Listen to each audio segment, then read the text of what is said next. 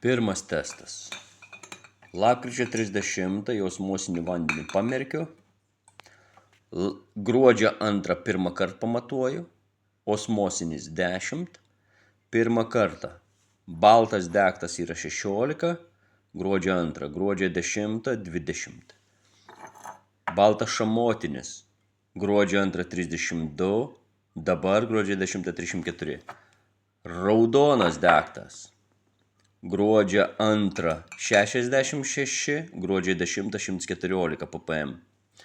Ir paprastas žalias molis, gruodžio 2 48, dabar 73. Tai paprastas šlapias molis mažiau atiduoda negu degtas raudonas, bet degtas baltas atiduoda labai mažai.